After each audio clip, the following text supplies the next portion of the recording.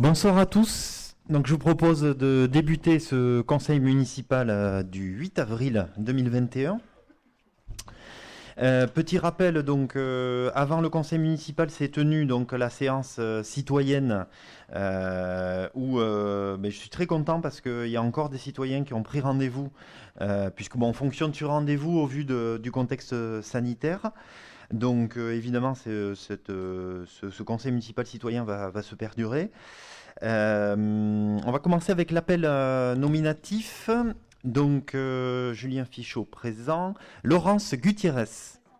Gilles Pénoche. Vanessa Moller. Philippe Pourteau a donné procuration à moi-même. Virginie Darieux-Merlou. Hervé Labadie. Marina Boinet. Stéphane Maton. Philippe Jorigui-Berry. Sandrine Dreyfus a donné procuration à Marina Boinet. Laurent Pétriac. Jean-Joseph Salmon. Bruno Milan. Françoise Argous a donné procuration à Marina Boinet. Serge Bochir. Marie-Christine Mirabel a donné procuration à Laurence Gutiérrez. Nathalie Sabatier a donné procuration à Hervé Labadie. Philippe Sabaté. Hélène Ducoral a donné procuration à Jean-Joseph Salmon. Nicolas Dardy. Marie Darieux-Merlou. Marion Lissayou a donné procuration à Virginie Darieux-Merlou. Isabelle Aspetia. Florence Roura a donné procuration à Didier Sorce. Mathieu Vigne. Mike Bresson. Pénélope Lanterne a donné procuration à Isabelle Aspetia. Didier Sorce. Parfait. Donc voilà, et comme vous l'avez entendu, donc les différents pouvoirs, Philippe Pourteau à Julien Fichot, Sandrine Dreyfus à Marina Boinet, Françoise Argous à Marina Boinet, ça me permet de préciser que chaque élu peut avoir deux pouvoirs. Marie-Christine Mirabel à Laurence Gutiérrez, Nathalie Sabatier à Hervé Labadie, Hélène Ducoral à Jean-Joseph Salmon, Marion Lissayou à Virginie Darieux-Merlou, Florence Roura à Didier Sorce et Pénélope Lanterne à Madame Aspetia. En tout cas, je vous remercie à tous parce que je trouvais quand même important, je vous ai envoyé ce message de circonstances pour qu'on essaie d'adapter aussi ces conseils municipaux à la situation sanitaire. Je vous propose de bien vouloir signer la feuille de présence, donc ça c'est fait. La particularité, il y a beaucoup de procurations. N'oubliez pas, si jamais il y a un vote différent de la personne pour laquelle vous avez le pouvoir, merci de bien le préciser.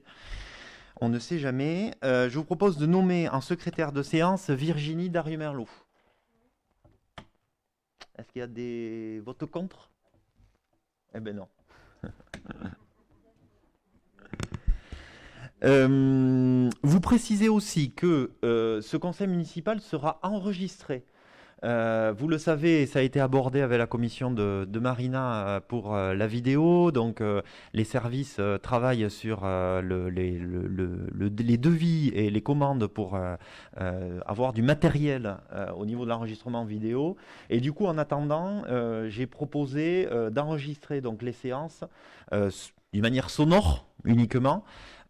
Pour déjà donner un premier accès à la population sur les débats du conseil municipal. Ça me paraissait une bonne chose, même si je ne vous cache pas que ça sera une phase de test, parce que évidemment la qualité sonore peut être un petit peu aléatoire avec le lieu qui est assez vaste. Vous avez reçu donc il y a quelques heures les procès-verbaux des conseils municipaux du 11 février et du 18 mars. Et je voulais faire juste un petit rappel, mais a priori, il n'y avait qu'un cas de figure. Pour l'examen des délibérations sur cet ordre du jour, il va y avoir donc le vote notamment des associations, du budget des subventions associatives. Et donc, je vous propose que Madame Marie Darieux-Merlou ne participe pas au vote. Et il me semble que c'était le seul cas. Est-ce que c'est bien ça? Est-ce qu'il n'y a personne au niveau du conseil municipal qui a des attributions dans des bureaux, en tout cas des voix délibérantes? Non, voilà, c'est bon. Donc il y a juste Marie qui ne participera pas au vote sur les subventions.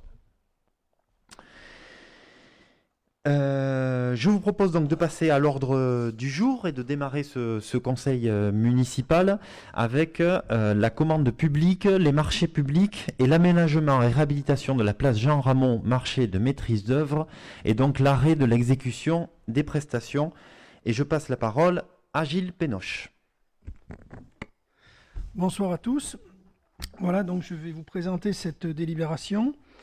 Après un petit rappel de date, puisque le 10 janvier 2017, le projet d'aménagement urbain et paysager du centre-bourg avait été attribué à un groupement technique et architectural avec l'architecte d'une ville à l'autre, Arteona et le bureau d'études IDEA. Par délibération du 2 mars 2020, le marché de maîtrise d'œuvre relative à l'aménagement et réhabilitation de la place Jean Ramon, objet de cette délibération, a été attribué à l'architecte d'une ville à l'autre pour un montant total de 266 839,69 €, qui se décompose en une tranche ferme, qui correspondait à l'étude de la halle et de la place, et une tranche conditionnelle pour le boudodrome, avec donc une tranche ferme de 227 640,09 € hors taxe et une tranche conditionnelle de 39 198,60 € hors taxe. Ce marché comprenait plusieurs parties techniques.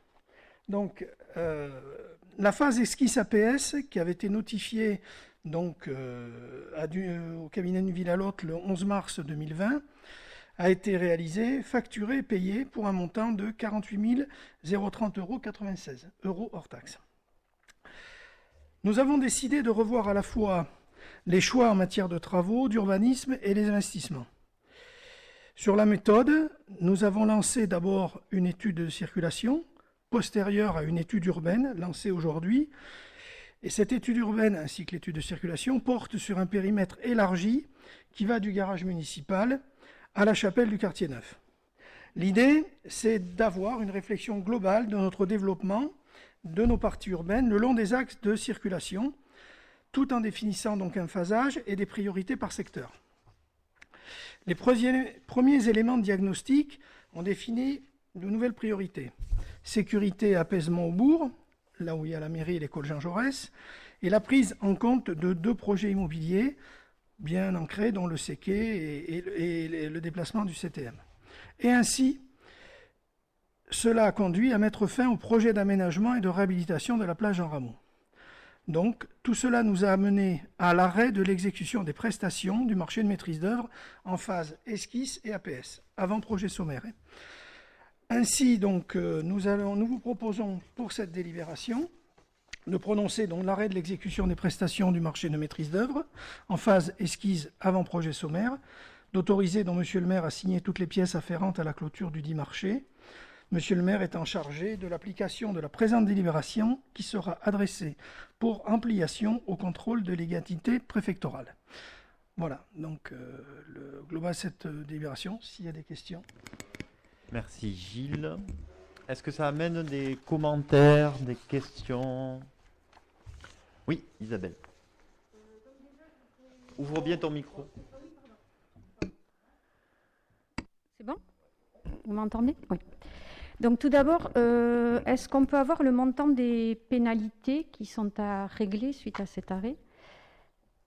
Alors, en fait, après étude du CCAG, il n'y aura pas de pénalité parce qu'en fait, il y a l'article 11 qui a été signé donc à la fois par les élus et donc d'une ville à l'autre, qui dit que le maître d'ouvrage se réserve la possibilité d'arrêter sans indemnité l'exécution des prestations au terme de chacun des éléments de mission de la phase étude.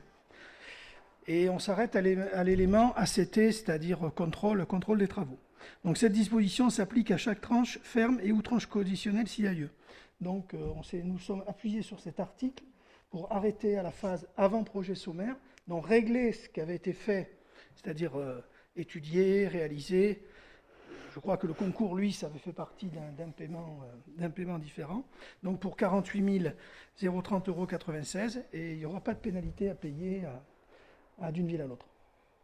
On est sur un marché d'arrêt de prestation. Ok. Ensuite, de toute façon, je voterai contre cette délibération.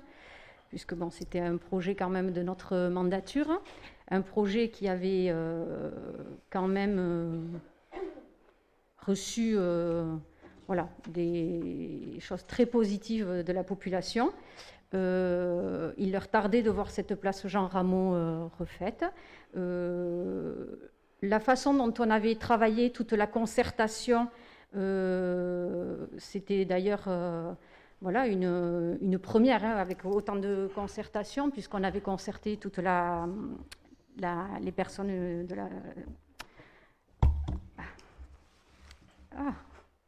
Mais bon. Il y avait associé les commerçants, les associations. Oui, les associations.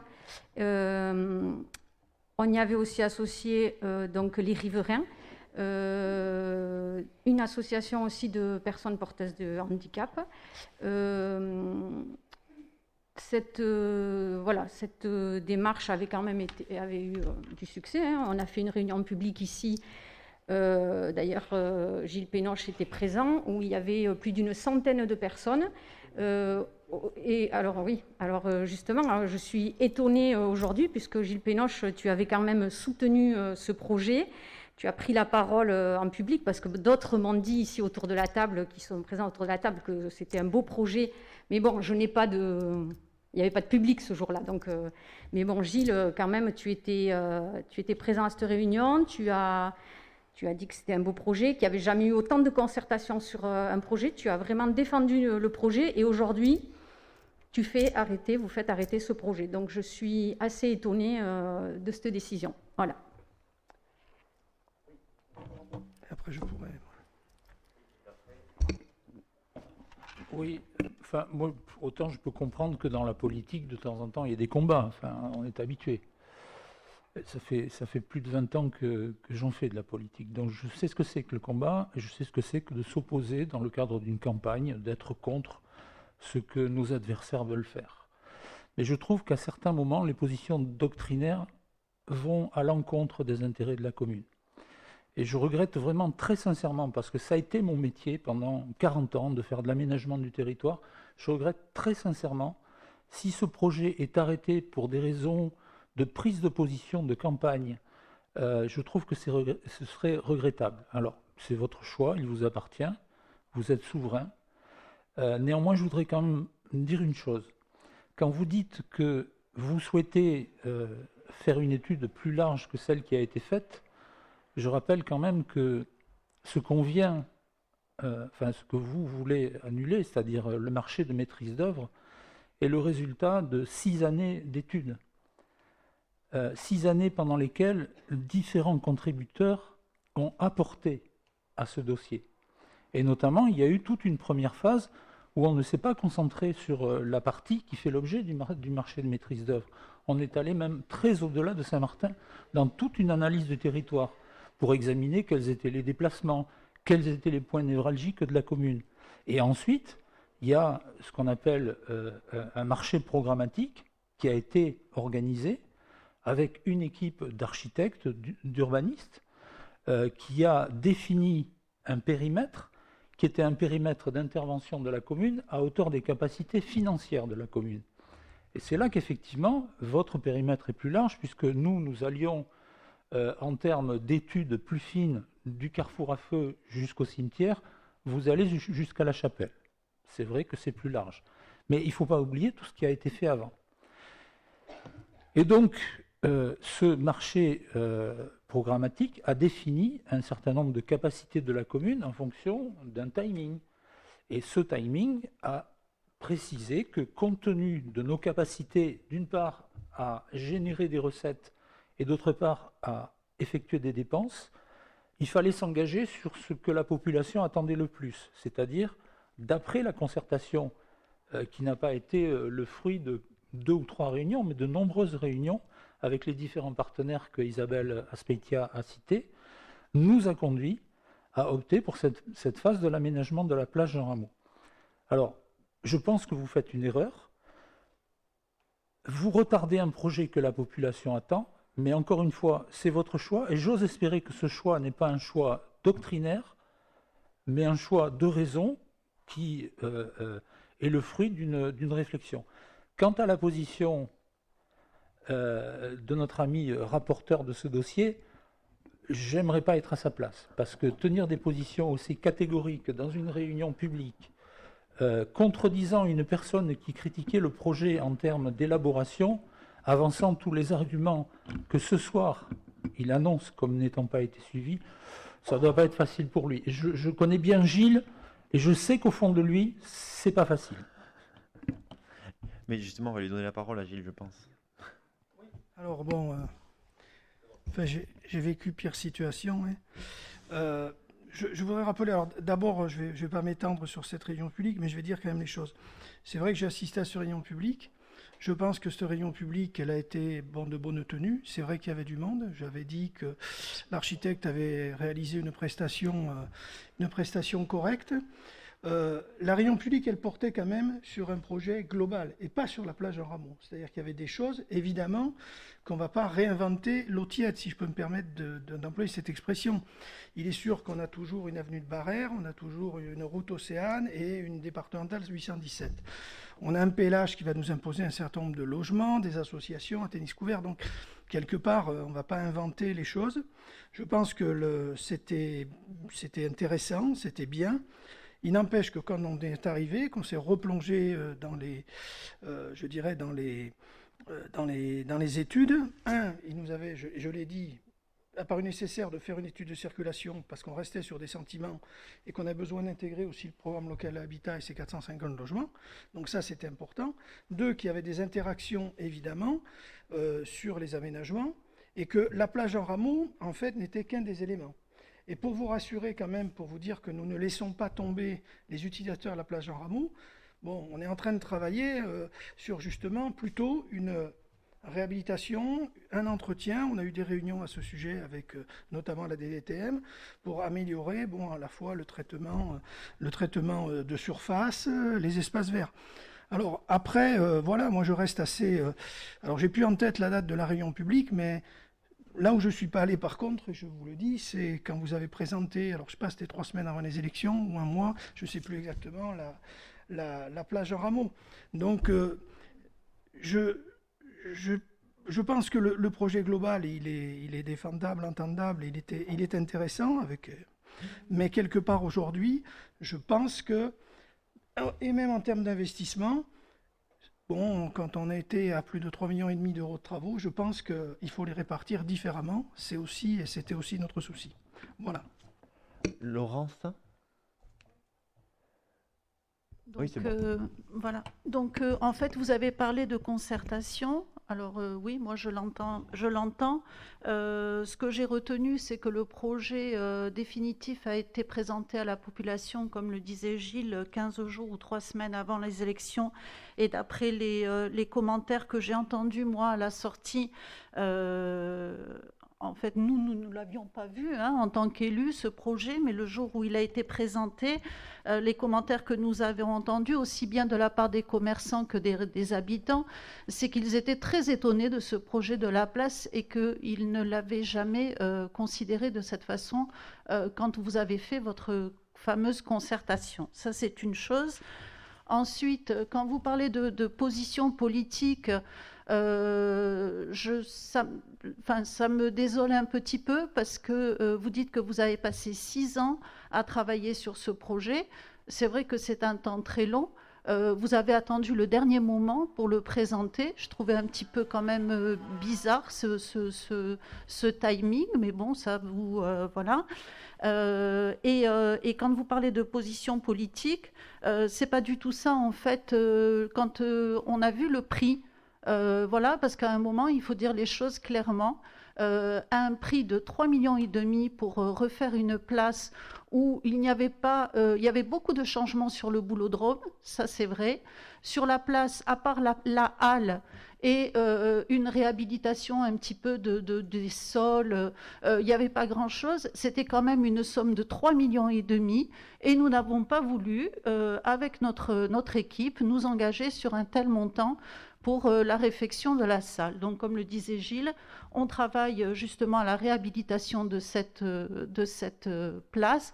Et je ne veux pas défendre Gilles parce qu'il n'en a pas besoin, il peut se défendre tout seul. Mais moi, j'étais là le jour de cette présentation. Et quand Gilles a pris la parole, il a parlé des logements, mais il n'a en aucun cas parlé de l'aménagement de la place Jean Rameau.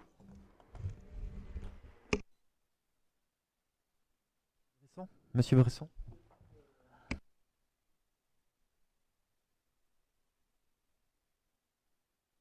Quand je dis que vous faites une erreur, c'est que, contrairement à ce que vous avez pu entendre, nous, ce qu'on a entendu, c'est les commentaires à l'intérieur et non à l'extérieur. Et à l'intérieur, je vous assure que les gens étaient très contents de ce qu'ils ont vu. D'abord, les images étaient sympas. Alors vous me direz, des images sympas, ça ne fait pas un beau projet. Mais ils ont vraiment regardé dans le détail ce qui était prévu. Et qu'est-ce qu'ils ont vu? Ils ont vu que là où aujourd'hui on a un marché qui fonctionne à peu près correctement en été quand il fait beau, on a un marché qui l'hiver ne fonctionne pas parce que les commerçants ne sont pas à l'abri, parce qu'il y a des avant-toits qui en fait ne protègent de rien et qui sont souvent d'ailleurs des avant-entrées de magasins. Ce projet-là apportait des améliorations à l'ensemble des commerces, permettait d'améliorer leur quotidien qui aujourd'hui n'est pas simple. Enfin, quand on voit le bureau de tabac, l'étroitesse de ce magasin-là, ben, ce projet apportait des réponses. Alors ce projet, il n'était pas fini puisque vous l'arrêtez au stade des études d'avant-projet. Mais l'idée, c'était de faire en sorte que nos magasins puissent agrandir leur surface de vente, que la place soit un forum sur lequel la population pourrait échanger autrement qu'elle le fait aujourd'hui. Et c'est malheureux parce que depuis que Super U a changé son entrée, le forum c'est plus la place, le forum c'est l'intérieur de Super U. Et ça, c'est un vrai sujet sur lequel on avait travaillé pour faire en sorte que la population revienne sur cette place et non plus aille de sa voiture jusqu'au supermarché et puis finalement où les discussions se passent à l'intérieur d'un endroit qui n'est pas si sympa que ça pour être entre Saint-Martinois. Donc voilà, c'était ça l'idée. Alors, bon, vous le reprenez parce que vous trouvez les coûts très élevés, mais vous savez, 3,5 millions, moi justement, j'ai trouvé que c'était pas cher. Par rapport à tout ce qui est fait. Non, mais sérieusement, par rapport à tout ce qui était fait, c'est sûr que si on parle de l'aménagement d'une place, ça peut paraître important. Mais il y avait toute la partie du boulodrome, il y avait toute la partie de reprise de la façade du mur à gauche, avec la création d'une terrasse qui aurait pu permettre l'installation d'un troquet mutualiste des associations. Vraiment, c'était un dossier sympa. Bon, vous souhaitez l'abandonner, allez à Jacta S. Mais on aura dit ce qu'on avait à dire. Est-ce qu'il y a encore des commentaires? Non, c'est bon. Donc oui, pour clore, effectivement, c'est vrai qu'on est assez classiquement sur des priorités différentes, sur des objectifs différents. Et surtout, je vais juste insister sur un point, c'est sur un phasage différent. Voilà, c'est vrai que la principale différence sur cette étude urbaine, c'est le phasage. Pour nous, le point de départ essentiel au niveau de cette étude urbaine, ça ne doit pas être la place Jean Rameau. Il n'empêche que l'ensemble des élus partageons les constats, les améliorations, les initiatives qu'on doit porter à ce lieu central qu'est une place de village. Retrouver un aspect piéton, retrouver une dynamique, retrouver une animation, retrouver quelque chose qui soit bien identifié, bien lisible. Donc, comme l'a dit Gilles, il n'empêche qu'aujourd'hui est proposé au conseil municipal d'abandonner donc cette prestation de marché, mais pour autant, quelques minutes ensuite, par la suite, on va proposer donc au budget un budget de 50 000 euros pour cette place Jean Rameau, pour, en étant malin et raisonnable, donner un coup de peps à cette place avec les mêmes intentions. Et évidemment, relever l'importance du fait qu'il n'y ait pas d'indemnité, hein, c'est évidemment un élément important. Et relever aussi un point qui me paraît important par rapport au budget excessif, parce que c'est vrai que 3,5 millions, je ne partage pas du tout votre avis, Monsieur Bresson. Pour moi, c'est un budget qui est très important et qui demande vraiment une réflexion approfondie au niveau des élus. C'est pour ça qu'on a pris le temps sur plusieurs mois avant de prendre cette décision. Il y a aussi la rémunération de l'architecte, qui pour moi n'était pas du tout appropriée à une rémunération, puisqu'elle dépassait les 13% pour un architecte. Donc je trouvais que ce n'était pas un bon message envoyé par la collectivité. Ouais, en tout cas, le marché... Ah bon? Je ne suis pas sûr. Donc je vous propose de passer au vote. Est-ce qu'il y a des votes contre? Donc 6 votés, on est d'accord? 6 votes contre. Est-ce qu'il y a des abstentions? Je vous remercie. Donc je vous propose de passer au point suivant sur la fonction publique et notamment le personnel titulaire de la fonction publique territoriale, avec la création de 2 postes permanents de catégorie C et B de la filière police municipale sur le cadre d'emploi de brigadier chef et chef de service de police municipale. Et je passe la parole à Philippe Jorelli-Berry. Avec le... Oui, bonsoir à vous. Donc, je vous propose ce soir la délibération sur la création de la police municipale. Donc, il y a maintenant plus d'1 an, lors de notre campagne électorale, nous avons été à la rencontre des Saint-Martinois, des commerçants et des différentes associations. Il en est ressorti un sentiment très fort, celui de la sécurité.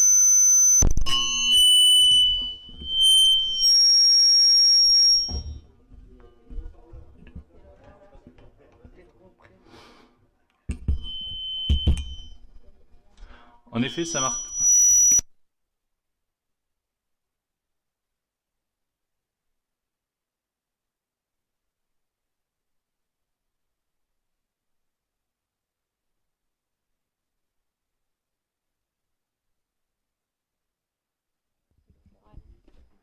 Ouais, donc je vais reprendre. Donc il y a maintenant plus d'1 an, lors de notre campagne électorale, nous avons été à la rencontre des Saint-Martinois, des commerçants et des différentes associations. Il en est ressorti un sentiment très fort, celui de la sécurité.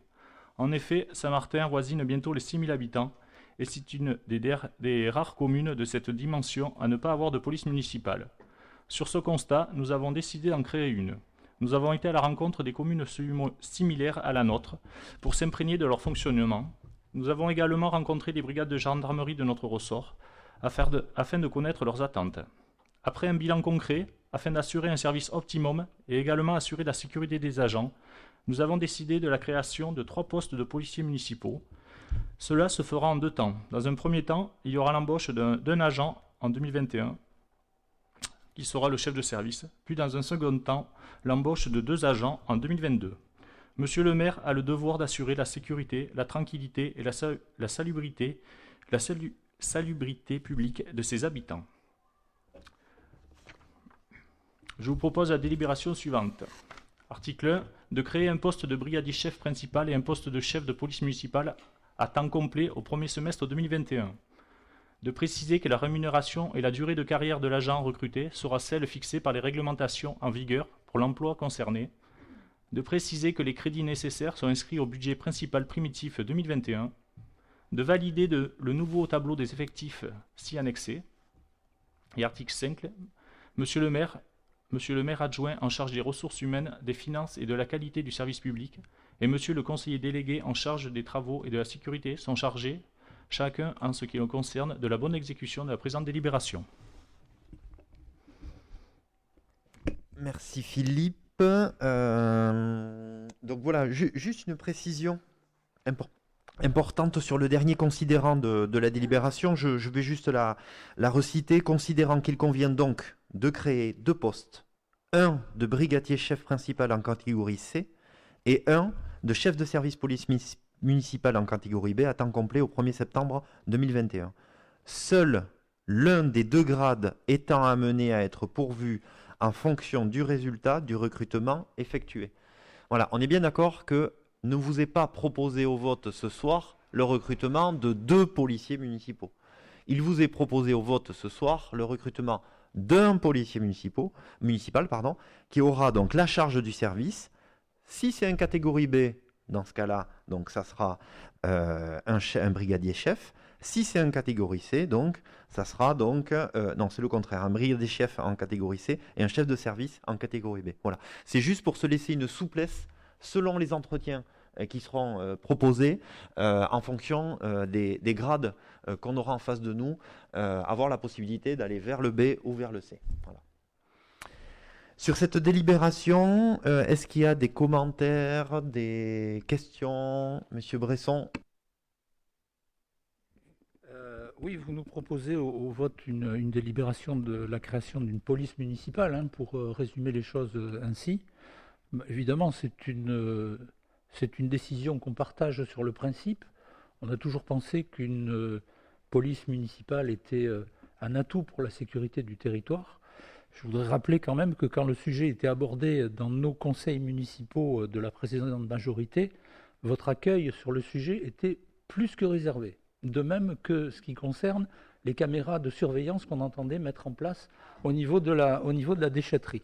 Alors je finis mon intervention. Donc je suis satisfait que vous adoptiez finalement une position raisonnable. Mais raisonnable jusqu'à une certaine limite. Je vais répéter ce que j'ai déjà dit ici. Je pense qu'il aurait mieux valu que cette police municipale, pour des raisons de dépenses budgétaires, soit mutualisée avec les autres communes. Et donc vous nous proposez de créer une police municipale, mais vous ne nous indiquez pas quel sera le coût de cette police à terme. On ne le sait pas. Donc c'est très difficile de se prononcer sur un sujet de création d'un service public sans savoir ce que ça va coûter à la collectivité. Et je pense qu'autour de cette table, il y a beaucoup de conseillers municipaux qui ne savent absolument pas ce que ça va coûter. Donc ma question est claire et simple. Vous nous dites, on ne sait pas si on va recruter 1 ou 2 agents.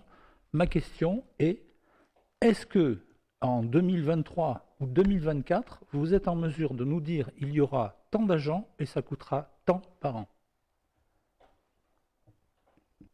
Philippe Jory-Guibéry, et juste je précise à M. Bresson qui a la mémoire courte, parce que moi, je n'ai jamais parlé de police municipale en conseil municipal depuis les 12 dernières années. Hein. Ah non, mais moi, en débat, je vois pas comment on peut parler de la police municipale si c'est pas au débat d'une délibération. Non, mais monsieur Bresson, ne dites pas n'importe quoi. Soit on parle des caméras, soit on parle de la police municipale. Non, on en a parlé de caméras. Quand on a discuté de la participation citoyenne qu'on devait mettre en place à Campassoulin. Oui, d'accord. Et la participation citoyenne n'a rien à voir avec la police municipale. Non, mais on a parlé de la police municipale et là, les élus de votre groupe étaient totalement contre. Voilà. C'est tout. Le micro, s'il vous plaît. Avec Jacques Giraud. Bon. Donc Philippe Jory-Guibéry pour quelques précisions. Oui, donc comme je l'ai énoncé, donc en 2021, il y aura bien l'embauche d'une personne. Donc ça sera le chef de service, comme l'a dit monsieur le maire. Donc ça sera soit une catégorie B ou soit catégorie C. Donc cette personne, c'est elle qui va asseoir un peu ce service. Et à l'issue, en 2022, il y aura bien la création de 2 postes.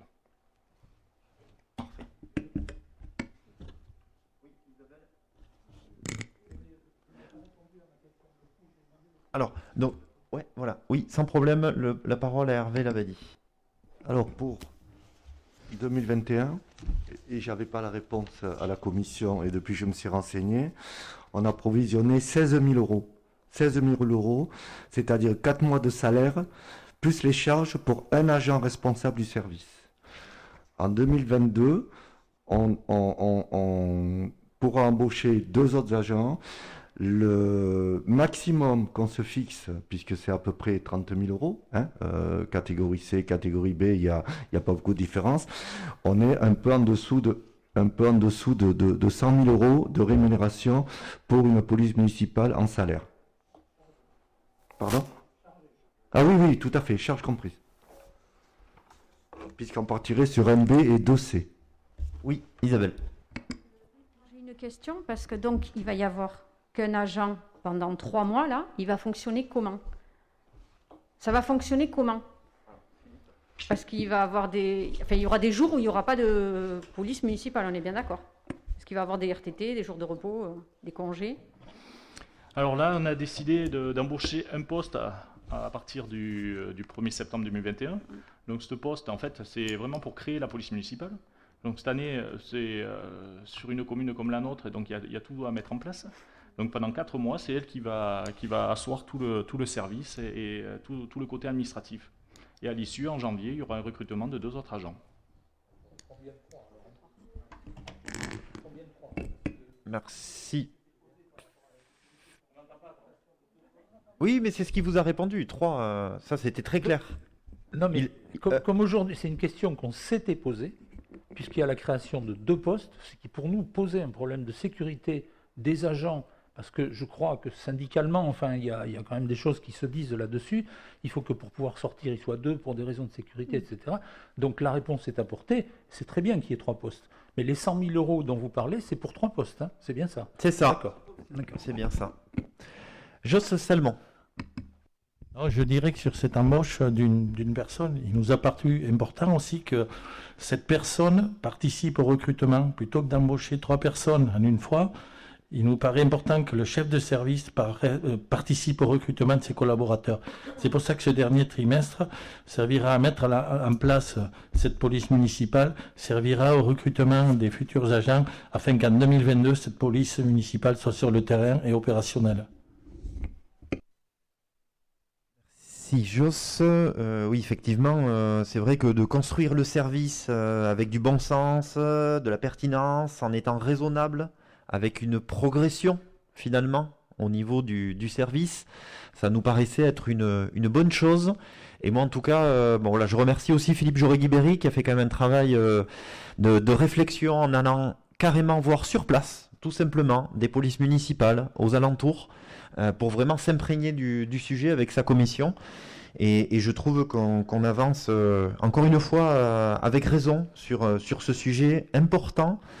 Et je vais dire qu'il a pris encore plus d'épaisseur avec ces derniers mois et cette crise sanitaire, qui est forcément un moment qui amène du trouble dans les relations entre les uns, entre les autres, dans les quartiers, avec les incivilités. Donc du coup, c'est vrai que voilà, on le voit bien dans notre échange régulier avec notamment la gendarmerie et la brigade de Saint-Martin. Il y a une difficulté au quotidien pour ces agents sur leur efficacité. Et du coup, la police municipale sera un lien. Et d'ailleurs, j'en profite pour dire que la gendarmerie est pleinement concernée par cette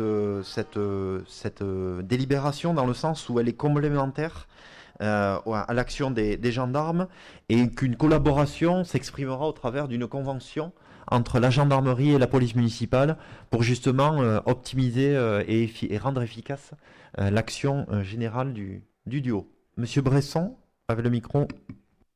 Une précision, nous avions lancé l'opération Vigilance citoyenne.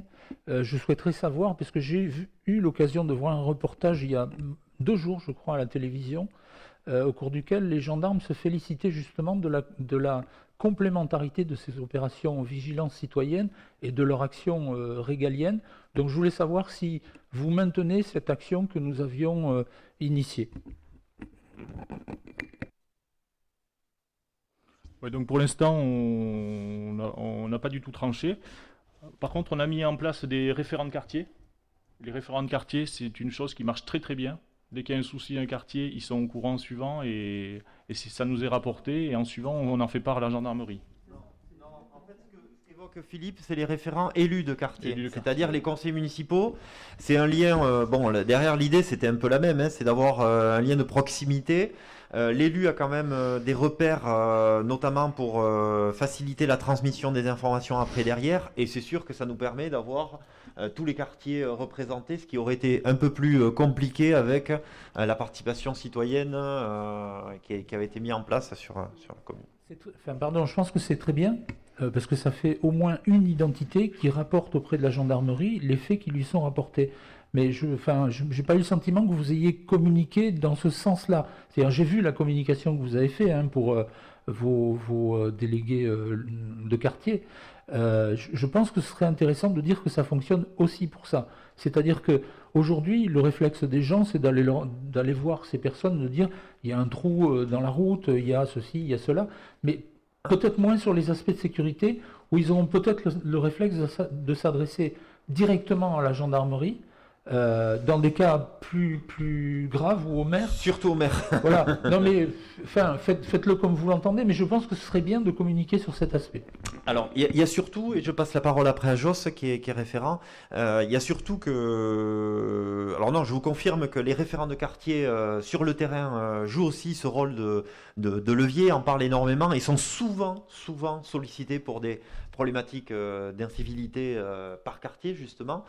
Et je vais dire aussi que c'est pas forcément une remontée du terrain, c'est aussi des fois le maire qui, lorsqu'il observe des incivilités sur un quartier ou sur un immeuble, va demander au référent de quartier d'aller sur place et de faire un porte-à-porte spécifique sur, par exemple, les 2-3 voisins. Je regarde Nicolas Dardy, qui par exemple a été sollicité il y a quelque temps sur un sujet, et je veux dire, ça va dans les deux sens. Voilà. Joss. Je voulais juste dire que le référent de quartier, je dirais, il est appelé à répondre à tout type de questions. Pas forcément le trou qui est sur son chemin, ou pas forcément la buse qui est bouchée, ou la rigole qui déborde. Tout ça, il y a aussi des services techniques, ça nous permet de le remonter rapidement. Tous les gens qui nous contactent là-dessus sont très contents parce qu'il y a une écoute et il y a une réponse, quelle qu'elle soit, assez rapide. Et on a aussi parfois des problèmes personnels, je dirais, des gens qui nous appellent, et des gens qui ont découvert qu'il y avait un conciliateur qui venait à la mairie aussi, et qui, tous les lundis, enfin, 2 lundis par semaine, est un petit peu débordé, parce qu'il a de nombreux conflits à régler. Il n'y a pas encore de lundi par semaine. Je sais que tu as bien aimé le jour férié de lundi, Joss, et que tu aimerais bien 3 jours de week-end. Je vous propose de passer au vote. Qui vote contre? Qui s'abstient? 7 abstentions, du coup. Je vous remercie. Oui, vas-y, Philippe. Oui, je souhaiterais préciser un peu mon vote. Donc, je suis bien conscient des besoins sur la commune, mais pour moi, c'est une mission régalienne qui doit être exercée par la police nationale ou la gendarmerie nationale, selon. Et ça traduit pour moi, une fois de plus, un désengagement de l'État. Je partage ce constat, et d'ailleurs au quotidien avec les gendarmes, qui, je trouve, sont vraiment un peu abandonnés dans leur mission du quotidien. J'en parlais encore il y a peu de temps avec le chef de brigade. Il faut savoir qu'aujourd'hui, la gendarmerie n'a même pas de viseur pour la vitesse sur notre secteur. Ils n'ont même pas les moyens d'en acheter un. Donc, pardon ?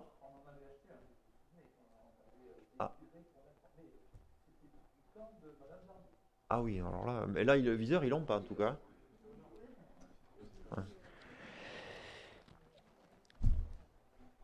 Donc je vous propose de passer au pavé donc sur les finances locales et de passer donc la parole pour les 6-7 prochaines délibérations à Hervé Labadie en débutant sur l'affectation des résultats des différents budgets 2020.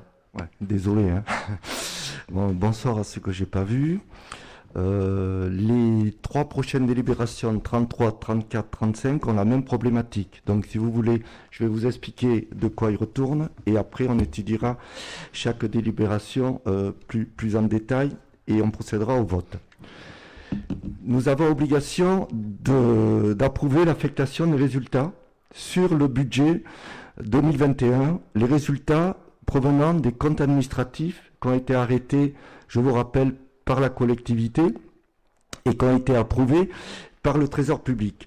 Ces comptes de résultats, c'est la synthèse des opérations de recettes et de dépenses qui ont eu lieu en 2020. Et comme tout arrêté comptable, ils ont donné lieu à un résultat. C'est donc ce résultat qu'il faudra que l'on affecte. Pour mémoire aussi, ces comptes administratifs ont été approuvés lors du dernier conseil municipal. Le premier résultat à affecter et le plus important concerne le budget principal. ce qu'il faut savoir, c'est que il y a une opération comptable, si vous avez le tableau, qui prévoit de garantir un besoin de financement qui est équivalent au déficit de la section d'investissement. Donc, du résultat de l'exercice qui est sorti du compte, qui est tiré du compte administratif 2020, nous avons retiré ce besoin de financement qui correspond au solde d'investissement, ce qui nous permet, à partir d'un résultat positif de 3 474 009,98, après retrait du besoin de financement de 1 424 044,55, de pouvoir affecter dans la section fonctionnement du budget primitif de 2021 la somme de 2 049 909,98 €. On vote. Ou s'il y a des questions? Sur l'affectation du résultat, a priori, il ne va pas y avoir beaucoup de questions. Mais non. Est-ce qu'il y a des questions ou commentaires? Donc je vous propose de passer au vote. Qui est contre? Qui s'abstient? Je vous remercie. 6 abstentions donc sur cette première affectation. On passe du coup à l'affectation pour le projet de ville. Le projet de ville, même problématique, mais encore plus simple, comme le résultat est 0, parce que le projet de ville, je vous rappelle que ce sont les programmes immobiliers en cours. Il n'y a pas de résultat de l'exercice puisque le compte administratif est équilibré. On a donc gardé en besoin de financement le déficit d'investissement qui était de 134 185,51. Donc, il faut quand même voter l'affectation de 0 en fonctionnement. Merci Hervé pour cette précision. Voilà, encore une fois, budget forcément, affectation de résultats forcément particulière pour un budget un peu particulier. C'est ça. Est-ce qu'il y a des commentaires ou questions? Je vous propose de passer au vote. Qui est contre? Qui s'abstient? Je vous remercie. 6 abstentions. Et donc on termine avec toujours l'affectation des résultats sur les logements sociaux. Les logements sociaux, donc il convient d'affecter un résultat positif de 17 487,69 après immobilisation d'une réserve de 4008 par rapport à un résultat global de 22 287,69. Donc 17 487,69 qui sera affecté au fonctionnement. Pour précision, chaque résultat est affecté dans le budget qui le concerne. Vous avez bien compris que le budget global va dans le budget primitif, principal. Le résultat du projet de ville va, même si c'est 0, dans le budget annexe projet de ville. Et le résultat des logements sociaux va dans le budget annexe logements sociaux. Il n'y a pas d'interférence entre les budgets. Merci Hervé pour cette précision. Donc je vous propose de passer au vote pour cette affectation de résultats. Donc qui est contre? Qui s'abstient? 6 abstentions. Je vous remercie. Donc maintenant on va passer au budget primitif 2021. Donc en commençant évidemment par le budget principal. Et je passe la parole toujours à Hervé. Voilà, donc le budget primitif, vous le savez, c'est ce document qui autorise et qui légalise toutes les opérations au cours de l'année de dépenses et de recettes et qui autorise la collectivité, monsieur le maire, à engager ses dépenses et à collecter ses recettes. Si ce n'est pas prévu au budget, elles ne sont pas légales. On ne va pas refaire le rapport d'orientation, puisqu'à ce moment-là, monsieur le maire vous a expliqué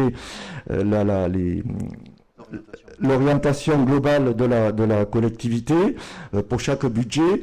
Je vous rappelle simplement les chiffres. Le budget de fonctionnement, la section de fonctionnement dans le budget principal voit les recettes à 8 218 700 pour 7 837 000 de dépenses, soit un suréquilibre de 380 700.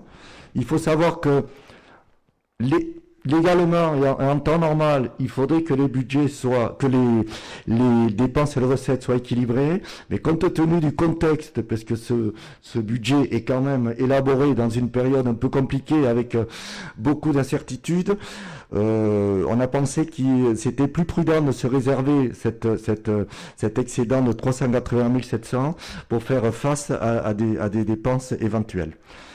Pour l'investissement, le budget est équilibré à 6 338 420, même si, comme on l'a dit, ça sera surtout pour 2021 des études et la mise en place des grands projets.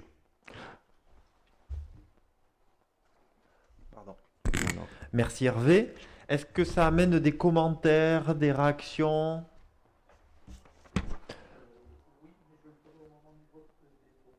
D'accord, très bien. Donc juste, donc comme l'a dit Hervé, pour terminer ce budget, ensuite on va parler du projet de ville et projet logements sociaux, mais ça sera un peu plus anecdotique. Sur ce budget primitif 2021, juste vous rappeler, comme l'a dit Hervé, c'est une année d'études et de préparation, une année de lancement de projets structurants. Je rappelle les 4 projets majeurs: la réhabilitation de la chapelle en lieu culturel, le nouveau centre technique municipal, l'agrandissement de la bibliothèque et la création d'une résidence intergénérationnelle. Donc cette année, donc, on peut rajouter les études sur le pavillon du Midi avec une opération à 100% sociale. Et Dieu sait si on en a besoin en ces temps-ci. On était encore ce matin en réunion avec Gilles. Et je trouve important que la collectivité s'engage sur une opération à 100% sociale. L'idée aussi, c'est de préparer de nouvelles capacités à investir, comme on l'a dit, pour ces projets structurants dans les années à venir.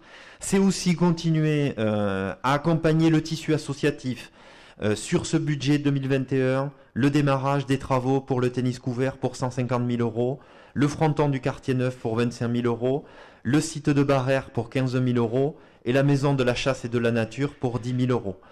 C'est également donc les services à la population avec plus de 283 000 euros dans les opérations sur les bâtiments publics, qu'ils soient liés à l'associatif ou aux permanences diverses et variées. Et évidemment l'enfance-jeunesse avec évidemment des travaux continus et qu'il faut maintenir à un bon niveau sur les 3 groupes scolaires, que ça soit sur le sol souple à Jules Ferry et l'espace extérieur à Pauline-Guergomard, ou sur des travaux de peinture au centre de loisirs et à l'école Jean Jaurès. Juste pour terminer, réinsister sur ce premier budget participatif sur l'année 2021, c'est un marqueur. Notre ville a lancé pour la première fois ce budget participatif. C'était un message fort pour les citoyens de dire venez, participez, décidez de ce que vous voulez sur Saint-Martin pour les années à venir. Et je voulais terminer avec ce qu'on a évoqué tout à l'heure sur les projets aussi en cours, notamment sur les débuts de secours couverts, puisque le permis de construire est maintenant déposé, les travaux vont démarrer, donc s'il n'y a pas de nouveaux aléas en septembre-octobre 2021, avec donc un objectif de livraison donc pour l'été prochain, on va dire septembre. On va prendre un peu de marge et se dire 12 mois de travaux. La police municipale, on vient d'en parler. Donc voilà, un projet, 6 millions de dépenses en investissement qui vont avoir une approche évidemment pour tous les publics et tous les Saint-Martinois, avant donc les projets structurants qui démarreront en 2022. Donc je vous propose de passer au vote. Oui. Oui. Oui. Pas du tout. Pas du tout. Il y a les deux, parce qu'il y a 2 étages. Gilles, peut-être une précision sur le pavillon du Midi, où on en est Oui, où on en est. Donc, les travaux du rez-de-chaussée pour la police municipale ont été bien réalisés, notamment par les équipes municipales et des services techniques. Aujourd'hui, nous sommes en discussion avec une un bailleur social qui s'appelle Habitat Humanisme.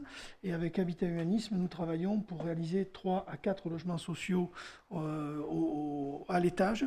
Bon, c'est une association qui a la particularité, si vous voulez, d'accompagner les gens qui rentrent dans la partie logements sociaux, des femmes seules, des familles en difficulté. Voilà, donc c'est un bon projet et ça nous semblait intéressant de conforter ça au bourg de Saint-Martin. Voilà. Non, il n'y a Non. plus personne, Non. puisqu'on En a fait, souhaité que, voilà. justement, pour aborder sereinement ce Voilà. projet, on a souhaité donc trouver, entre guillemets, une sortie possible pour Voilà. les nouveaux locataires qui sont restés Qui sont restés donc, à Saint-Martin, Saint-Martin, à Maisonneuve. à Maisonneuve. C'est une famille nombreuse et ils ont récupéré un T5, donc ça s'est Voilà. très très bien passé. Ça nous paraissait plutôt pertinent de ne pas avoir un locataire en cours alors qu'il va y avoir des études, des maîtres. Les travaux, Voilà. Je vous propose de passer au vote sur ce budget primitif 2021. Qui est contre? Qui s'abstient? 6 abstentions. Je vous remercie. Et donc maintenant, je vais redonner la parole à Hervé pour... mais ça va peut-être être assez rapide puisque les projets de ville et les logements sociaux sont des budgets bien particuliers. Hervé. Bien, alors nous allons continuer par le budget annexe au projet de ville. En l'absence d'opérations et de conclusion d'affaires, ils sont un peu le budget annexe au projet de ville est un peu en stand-by. Les sommes qui paraissent importantes sont surtout dues à des opérations de régularisation des opérations comptables. Donc c'est un projet en équilibre qui se monte à 1 271 880 pour le fonctionnement et 1 128 567 pour l'investissement. Une précision, ce budget annexe au projet de ville comporte plusieurs programmes immobiliers et ça met un peu en difficulté parce qu'il faudra finir le dernier programme immobilier inclus dans ce budget annexe pour pouvoir virer le résultat éventuel dans le budget principal. Donc pour l'instant, on a Allemagne, Niort, Plaisance, Tounique et des anciens, Avelassac, Gassanet, Résigné. Bon, voilà. Tant qu'on n'aura pas vendu le dernier lot du dernier programme, eh bien, on pourra pas utiliser cet argent. Donc on pense que pour l'avenir, ça sera peut-être aussi bien de prendre un budget annexe, projet de ville par projet. Par programme immobilier. Ouais. Voilà. Merci Hervé. Effectivement, c'est vrai que peu d'activités sur ces budgets particuliers. Est-ce que ça amène des commentaires ou des questions? Je vous propose de passer au vote. Qui est contre? Qui s'abstient? 6 abstentions. Je vous remercie. Pareil pour le projet les logements sociaux? Budget annexe logements sociaux, pas de problème. Recettes, c'est les loyers. Dépenses, c'est un petit peu de crédit et des charges. J'avais pas la réponse lors de la commission finance, donc je me suis renseigné. Cette année, on a obligation de provisionner les loyers impayés ou le risque de loyer impayé, et je n'avais pas la réponse. En fait, on a provisionné 2 940 € qui correspond aux impayés de 2019 et de 2020. On fait une moyenne, ce n'est pas du tout le montant total. Donc voilà, c'est pris en charge en compte 65-41, la provision de 2 940 € qui évidemment augmente les dépenses. Voilà. Merci Hervé pour cette précision. Est-ce que ça amène des commentaires ou des questions? Je vous propose de passer au vote. Qui est contre? Qui s'abstient? Je vous remercie. 6 abstentions donc sur ce budget annexe des logements sociaux. On va terminer donc ce pavé finance par la fiscalité, donc avec l'approbation des taux de fiscalité 2021 des taxes communales. Hervé Labadie. Voilà, alors vous avez reçu le tableau 1259 CC. Il faut savoir que ce tableau est rempli et nous est imposé par le Trésor public. Donc La réforme cette année voulue par le gouvernement et qui notamment a pour principal sujet la suppression de la taxe d'habitation, même si cette suppression ne rentrera vraiment en vigueur qu'en 2023 pour la totalité des contribuables, dès 2021, les communes ne perçoivent plus les recettes fiscales des taxes d'habitation. Dès 2021. On a donc mis en place un système de compensation, tout d'abord par rapport à la taxe foncière. La taxe foncière bâtie, des propriétés bâties que percevait la commune. On a rajouté la part départementale qui, évidemment, jusqu'à présent, était distribuée donc au département. Ce qui va conduire à une modification du taux d'imposition sur l'avis d'imposition, bien que nous n'augmentons pas les taux d'imposition. Le taux qui apparaîtra sur l'avis d'imposition sera de 41,43, mais en fait, il n'y aura plus qu'une seule colonne, avec le taux de la commune qui est maintenu à 24,46, plus le taux du département à 16,97. Donc, ça ne sera pas la peine de dire qu'on a augmenté les taux, c'est pas vrai. Le taux reste au même niveau. La deuxième particularité de cette... Comment ? Oui, mais si tu veux, oui, tu le diras. Non, mais je me méfie. Comment ? La deuxième spécificité, et celle-là, elle n'est pas simple, c'est que donc le Trésor public, enfin le gouvernement par l'intermédiaire du Trésor public, a mis au point un coefficient correcteur. Alors je ne vais pas trop rentrer dans le détail. Le coefficient correcteur permet de compenser le manque à gagner, en gros, toujours pareil, de la perte des recettes d'ETH. Donc il est appliqué à la recette de taxe foncière qui est ajustée en plus ou en moins en fonction de la perte qui peut arriver sur les recettes. Je vous rappelle que les recettes quand même fiscales sont les plus importantes, hein, TH, TF, que ce cadeau pour le pouvoir d'achat. C'est certainement utile pour le contribuable, mais pour la commune, ça met en difficulté. Le coefficient évoqué sera pérenne. Donc, toute augmentation d'habitation n'aura aucun effet sur la commune, puisque nous perdons la taxe d'habitation, et que ce coefficient est bloqué jusqu'à nouvel ordre.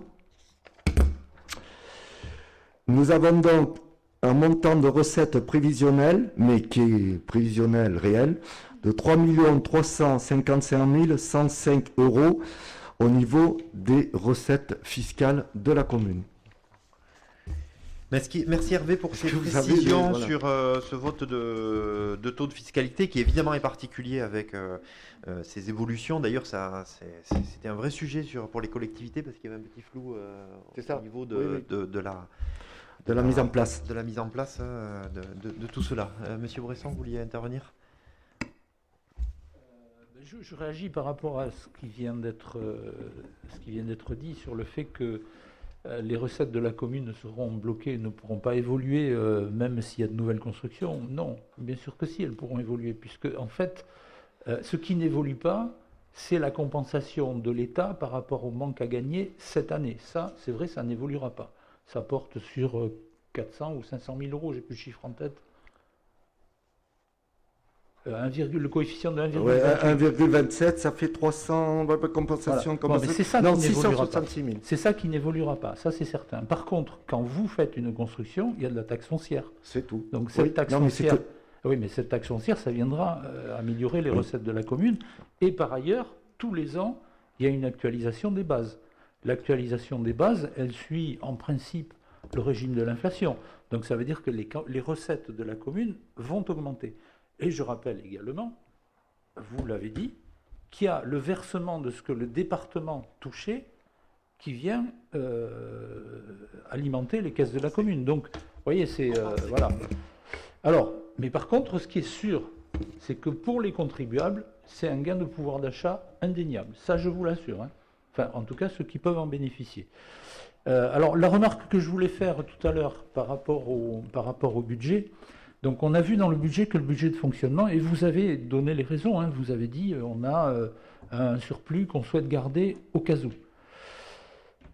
Moi, je pense honnêtement qu'il aurait été de bon ton par rapport à la population, compte tenu de la crise, compte tenu de la difficulté que connaissent certains de nos concitoyens, de faire un geste, fût-il symbolique, sur les taux des taxes et de baisser le montant qu'il fallait pour que cette recette supplémentaire en fait soit éliminée par une baisse du taux.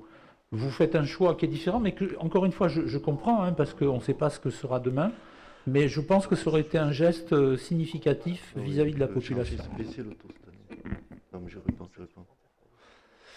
Oui, alors d'accord, bien sûr que ça va augmenter, mais ça va augmenter moins que ce que ça aurait pu l'être s'il y avait eu la TH, parce que bon, c'est à peu près moitié-moitié. Donc on perd la moitié quand même. On a l'augmentation que sur 50% de recettes. Donc ça va faire quand même une augmentation beaucoup moins importante. Quant à changer le taux, on va pas s'amuser à baisser, augmenter. Pour le coup, on passerait un peu pour... voilà. Non, on ne pouvait pas baisser cette année et réaugmenter l'an prochain, d'autant que, encore une fois, toutes ces données sont votées aussi au projet de loi de finances, y compris la dotation globale de fonctionnement, et ce qui est valable cette année ne le sera pas l'an prochain. Donc, avec l'argent qui est distribué certainement à raison par rapport à la crise, je ne sais pas ce qui va rester pour les communes l'an prochain. Merci Hervé. De 87% quand même, hein. C'est ce qui n'est pas rien, alors qu'elle avait baissé entre 2007 et 2013 de plus de 40%. Oui, en 2014, on est d'accord, elle a mais baissé aussi. Mais c'est pas depuis 2013 qu'elle a augmenté, Monsieur Bresson. Non, pas du tout. Non, c'est plus récent. Non, mais si elle a augmenté, elle peut baisser. Donc, méfiance. Non, voilà. Et puis c'est surtout les incertitudes aujourd'hui de la situation économique sur la DGF. Je vais bien me garder de faire des prévisions sur les dotations futures que va octroyer l'État aux collectivités. Philippe Sabaté demande la parole. Oui, juste une petite précision concernant la taxe d'habitation. L'État s'est engagé effectivement à compenser la première année. Après, c'est l'incertitude. Donc, on peut être très frileux sur ce sujet-là. Donc, il y a eu un engagement sur la première année. Après, l'avenir nous le dira. Donc, on savait sur quoi on pouvait compter précédemment entre la taxe d'habitation et la taxe foncière. C'était ce qui permettait principalement au budget d'être constitué. Là, on a des interrogations sur le futur malgré tout. Il y a eu un engagement, mais qui ne sera probablement pas malheureusement pérenne. Merci Philippe. Donc en tout cas, ce qu'il faut retenir au niveau de cette réforme fiscale, c'est que dans tous les cas, il n'y a pas d'augmentation de la fiscalité pour les ménages. Et c'est important de l'affirmer politiquement, donc le conseil municipal, et je souhaite en tant que maire le maintien de ces taux, tout simplement. Je vous propose de passer au vote. Qui est contre? Qui s'abstient? D'accord. 6 abstentions sur les taux. Je vous remercie. Je vous propose de passer à l'approbation des montants de subventions 2021 aux associations. Et je passe la parole à Vanessa Moller. Merci, bonsoir à tous. Donc oui, alors pour parler des subventions de 2021, nous travaillons depuis quelques mois sur le sujet et cette année, nous nous sommes mis quelques principes. Alors, le premier principe, c'est que tout dossier incomplet ne sera pas pris en compte. Sur les demandes déposées, vous avez le tableau des demandes de cette année. Donc, sur ces demandes déposées, à peu près 80% des dossiers étaient incomplets. Aucun relevé bancaire avec la trésorerie disponible, comme demandé dans le dossier. Donc, une relance a été faite. Toutes les associations ont réajusté le tir, on va dire. Donc, voilà. Second principe qu'on a voulu mettre en place, c'est qu'à partir de 4 000 euros, nous souhaitons faire une rencontre avec les bureaux associatifs, ce qui a été fait. S'il y avait pas pu, pour certaines associations, une rencontre, on a fait au moins un appel téléphonique. Voilà. Et après, le troisième principe, c'est que, en plus, avec le contexte de cette année, une demande de subvention ne doit pas être automatique. On souhaite que l'association soit capable de se réajuster d'une année à l'autre. Ainsi, nous avons eu des associations qui n'ont pas souhaité demander la subvention, car peu ou pas d'activité cette année. Voilà. Si je vais vous les citer, il y a Ardecom qui n'a pas demandé, qui a fait un mail en ce sens, la FNACA, la Banda et Loubetaille. Et aussi, nous avons des associations qui percevront, comme sur le tableau, qui percevront une subvention en 2 fois s'ils maintiennent leurs événements. Voilà, donc comme le Guidon, Saint-Martinois, donc ils auront un versement de 2 000 €, puis 4 000 s'ils maintiennent leur course annuelle. Donc assez compromis. On a eu le président donc, qui nous expliquait qu'il pense mettre en place des courses élites, donc pas certaines qui puissent organiser cette année. Les éleveurs du Seignan, donc vous avez bien compris que les éleveurs du Seignan demandent une subvention pour leur comice, le petit déjeuner du comice agricole, donc ça c'est toujours pareil. Si les fêtes de cet été seront maintenues, ils auront la subvention. Et Saint-Martin en fête qui auront un premier versement de 5 000 et 7 000 si les fêtes d'été seront maintenues. Voilà. Cette année, je voulais dire un petit mot parce que cette année, nous pensons, on va réaliser un travail avec des représentants d'associations sur ces demandes de 2022. Nous souhaitons amener de la transparence, de l'équité et s'appuyer sur le projet de l'association. Voilà. Donc, je vous propose pour cette délibération une augmentation du montant des subventions 2021. Ce montant s'élève à 73 600 €. Vanessa, est-ce que ça amène des commentaires ou des questions? Oui, Isabelle. Le micro. Moi, je suis sur non plus. Rectification peut-être. Les éleveurs du Seignan, c'est pas pour le petit déjeuner qu'ils ont besoin, c'est pour le transport des animaux, il me semble. Oui, bon, peu importe. Voilà. Oui. Non, mais Il me semble que c'était bien. parce que voilà, c'est pas pour le petit déjeuner. Hein. Il faut bien mettre les choses, quand même dire les choses. Ensuite, moi j'aurais voulu savoir la protection civile. Oui. Les 500 €, c'est pour quoi? C'est juste pour savoir parce que ça va leur servir à quoi? Parce qu'ils interviennent sur des manifestations et la protection civile de Souston. Ah, je sais pas. Je te le dis. Ah oui, d'accord. Ok. Encore une affirmation. D'accord. Voilà. Donc ils demandent pour une subvention de 500 € pour l'année 2021. D'accord, ok. Ok. Et ensuite, l'association Clé, 550 € de plus que l'an passé, c'est pour quoi? Alors, l'association, comme tu peux imaginer, comme toutes les associations de cette année, subissent le Covid. Donc, oui. Clé a réussi à maintenir des prestations, on va dire. Ils ont aussi annulé beaucoup d'événements et du coup fait des remboursements sur certaines adhésions. Adhésions. Ok. Donc une difficulté, comme tu peux imaginer, financière. Oui, d'accord. Mais comme il y a d'autres associations culturelles qui ont fait cette démarche aussi, mais qui ne demandent pas de subvention, je demandais si... Oui, alors si tu veux faire référence à Ardecom, l'année dernière, Ardecom m'avait... Moi je te prends un exemple pour Ardecom. L'année dernière, ils avaient fait une demande de subvention supérieure à l'année 2019, justement parce qu'ils avaient effectué des remboursements.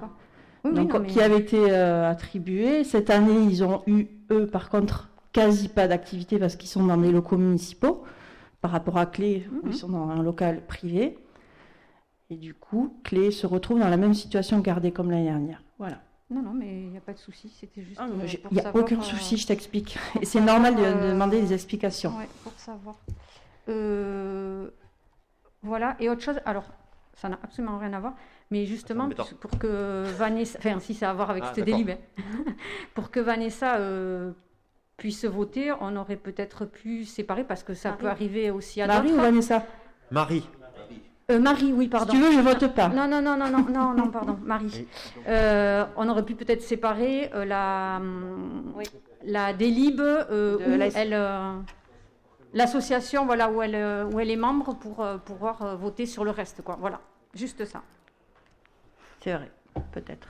Je sais pas. Oui. Alors là, justement, c'est un point qu'on précisait. On peut tout à fait, dans le vote, si tout le monde est d'accord, que Marie Daré-Merlou ne vote simplement pas pour l'association concernée. Voilà. Mais ça peut être fait d'une manière classique sans forcément isoler. Oui, Gilles. Je voudrais juste préciser et dire que, et saluer le travail de cette commission et celui de notre collègue Vanessa, parce qu'on évolue vers justement les critères que tu as annoncés sur notamment le travail sur le projet club, le projet associatif, la transparence, mais surtout ce projet associatif qui est important vu l'évolution quand même de notre commune, les demandes qu'il y a, l'implication des gens et des bénévoles notamment. Moi je trouve qu'on évolue dans le bon sens. Voilà. Effectivement, je rejoins cette précision, Gilles, parce que c'est vrai que, voilà, comme l'a évoqué Vanessa, cette année 2021 sera une année de réflexion sur un travail collectif en vue de plus d'équité, plus de transparence et valoriser aussi les formes d'aide différentes de la mairie. Aujourd'hui, la mairie, elle aide une association d'une manière financière, d'une manière humaine ou d'une manière matérielle. Et c'est important de le valoriser aux yeux de l'ensemble des associations, parce que c'est vrai que souvent, c'est des sujets qui prêtent à confusion et à comparaison d'association à l'autre. Et je trouve important, effectivement, que le travail entamé par Vanessa arrive sur une lisibilité pour les bureaux associatifs, sur ce que peut proposer. Et encore une fois, la collectivité veut être présent sur les moments forts de l'association et être surtout un facilitateur pour tous les nouveaux projets et les nouvelles initiatives. Voilà. Et c'est vrai que ça demande une clarté au niveau des montants, des subventions et de l'aide en général. Je vous propose de passer au vote. Est-ce que ça amène des votes contre, des abstentions? Je vous remercie. Unanimité pour cette délibération. On va passer donc à la subvention 2021 aux foyers sociaux éducatifs du collège François Truffaut de Saint-Martin-de-Seignance et je passe la parole à Stéphane Maton.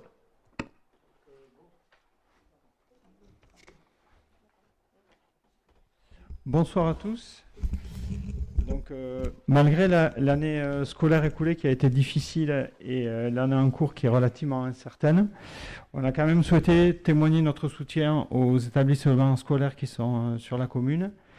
Donc c'est à ce titre-là que je vous propose au vote la reconduction de la subvention pour le foyer socio-éducatif du collège sur la base d'un montant de 25 € par enfant aux collégiens saint-martinois qui fréquentent le collège, à savoir un total de 6 400 €.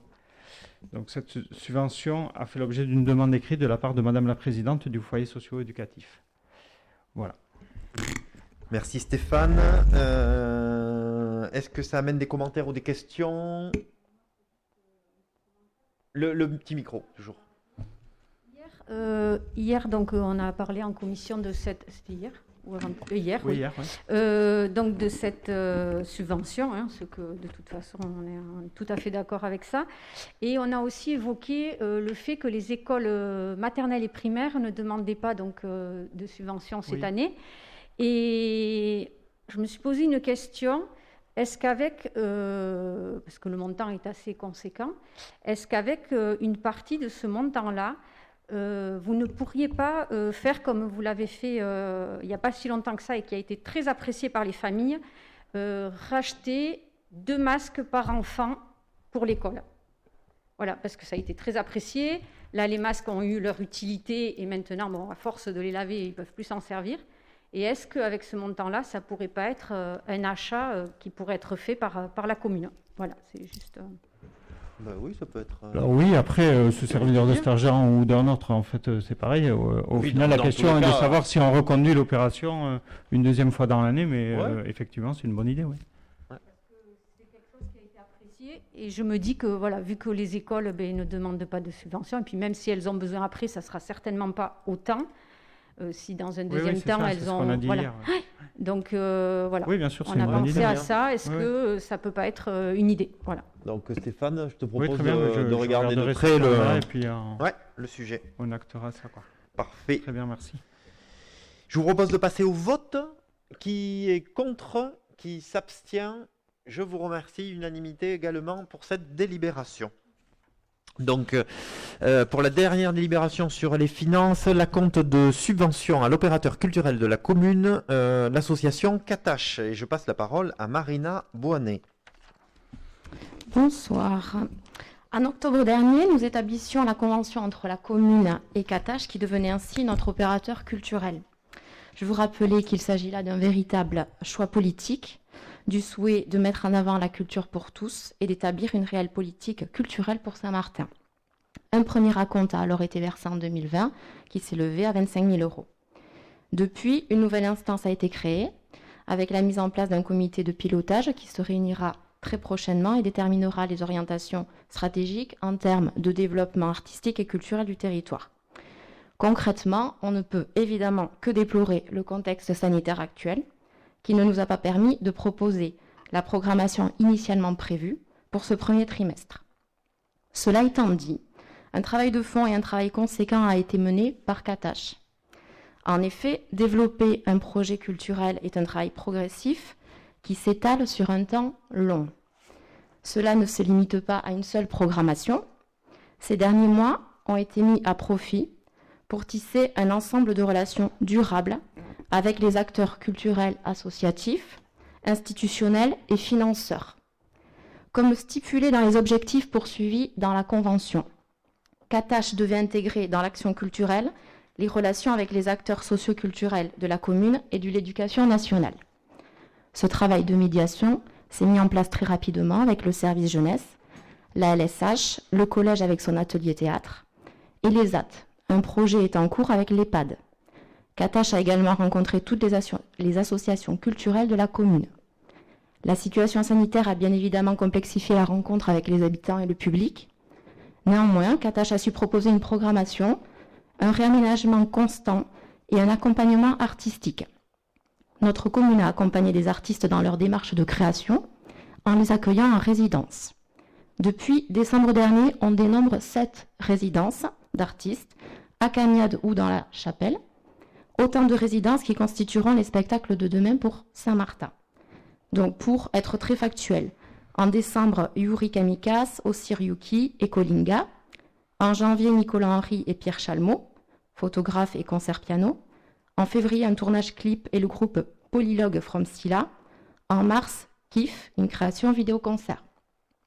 Finalement, Katash a su s'investir dans 2 grands axes de travail, artistique et institutionnel. Les derniers mois ont été mis à profit pour infuser le projet culturel et fédérer autour de lui. La saison culturelle estivale est dorénavant en ligne de mire. Il nous est donc demandé ce soir de délibérer sur le 2e acompte de la subvention à l'opérateur culturel de la commune. Article 1 de verser le 2e acompte de 25 000 € à l'association Katash, opérateur culturel de la commune. Article 2 de préciser que ces dépenses seront prélevées à l'article 75-74 du budget primitif 2021. Article 3, que Monsieur le maire et Madame la maire adjointe en charge de la culture, communication, tourisme sont chargés chacun en ce qui le concerne de la bonne exécution de la présente délibération. Merci Marina pour ce petit résumé très clair. Est-ce que ça amène des commentaires, des questions au niveau de la... Oui, Didier.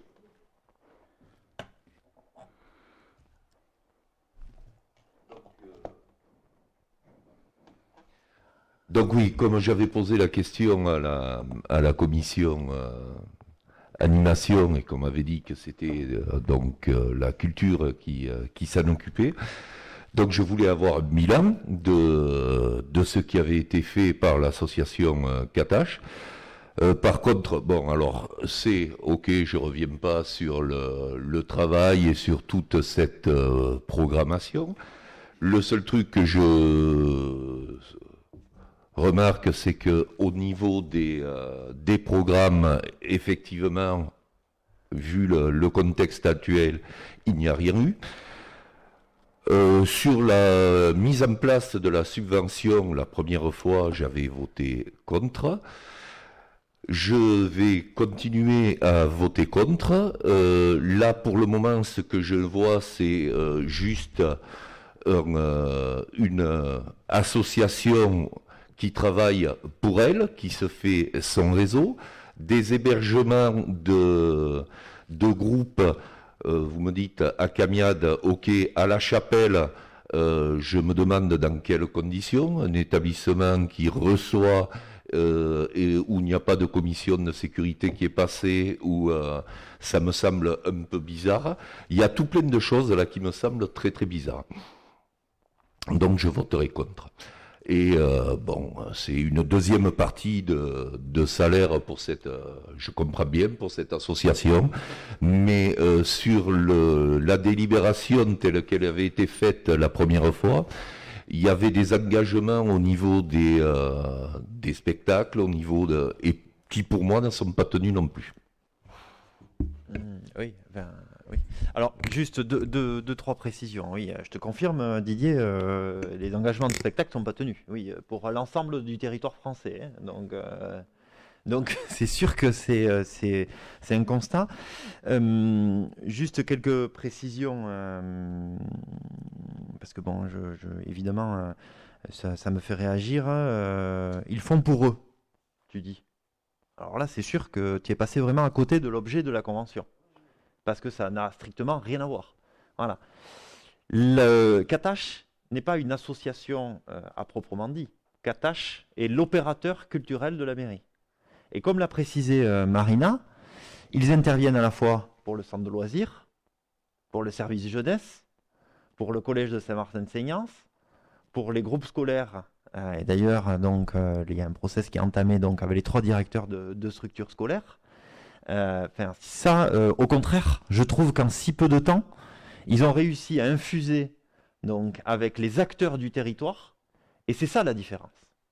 C'est pas amener un spectacle, un concert ou un théâtre, c'est développer un projet culturel. On n'est pas dans de l'achat-vente à l'acte d'un concert, d'une pièce de théâtre ou d'une exposition. On est dans le développement d'un projet culturel. Donc, un projet culturel, c'est pas tout simplement dire il y a un soutien de 50 000 €, on divise par le nombre de spectacles et on voit combien ça fait. C'est pas du tout ça la démarche. La démarche justement, c'est exactement ce qui a été fait sur ces dernières semaines et ces derniers mois. C'est vraiment d'infuser tous les acteurs, qu'ils soient culturels ou pas d'ailleurs. Et la plupart du temps, ils ne sont pas culturels, hein, puisque, comme on l'a cité, au niveau de l'enfance-jeunesse, au niveau de l'EHPAD, et Dieu sait s'il y a des soucis avec aujourd'hui la crise sanitaire sur les seniors et sur l'animation qu'on va proposer au niveau de ce public. Et c'est là où Katash nous permet d'aller plus loin, plus vite, au niveau du projet culturel. La deuxième chose, c'est que je veux être très clair sur la chapelle, parce que ça fait plusieurs fois que ça revient. La chapelle est un lieu privé. Il n'y a eu aucun public accueilli à la chapelle. Donc s'il fallait une commission de sécurité, elle aurait eu lieu, comme elle a eu lieu ces derniers temps, à Camiade, à l'espace Gaston Larieux, à l'ESAT Emmaüs et dans d'autres lieux sur la commune. On est vraiment dans des enjeux avec la préfecture qui sont clairs et nets. Donc, je veux dire, il n'y a eu aucun public qui a été accueilli sur cette chapelle pour une ouverture, donc, tout simplement, grand public. Voilà. Donc ça, et c'est moi le responsable. Voilà. Donc ça, il faut qu'on clôt le débat d'une manière claire. Marina, tu voulais préciser Non, c'est bon. Oui. Alors, Isabelle et après Nicolas. Tu dis qu'il n'y a eu aucun public dans cette chapelle. Il me semble quand même qu'il y a eu une résidence d'artistes. Donc il y avait, alors certes c'était des artistes, hein, Ben ouais, mais enfin, ils étaient quand même assez nombreux, les uns sur les autres, et certains sans masque. Les uns sur les autres. Oui, très proches les uns des autres, si tu préfères.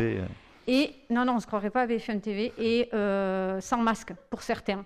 Voilà. Mais alors, comment tu le sais, ça? Tu y étais? Parce que moi j'y étais pas, en tout cas. Je le sais. Enfin, quand il y a des photos sur les réseaux sociaux, ben écoute, tout le monde le voit. D'accord. Alors, tu es la première à me faire la réflexion sur ce sujet. Et, mais tu regarderas, tu verras. Ouais. Attention, il faut faire attention à ce qu'on dit quand même. C'était pas une manifestation publique, c'est pas du public qui est accueilli dans cette salle, c'est des professionnels qui travaillent comme chez Périchou, comme chez le boulanger du coin, comme voilà, c'était une activité professionnelle. Il faut aussi essayer de prendre un peu de recul et de regarder un petit peu pragmatiquement les choses. Nicolas. Oui, alors moi je voulais juste rajouter que tout à l'heure M. Bresson nous disait qu'à la télé il avait vu la gendarmerie ou la police se féliciter de l'opération voisin vigilant. Moi ce que j'ai vu à la télé c'est les appels au secours incessants de tous les professionnels de la culture.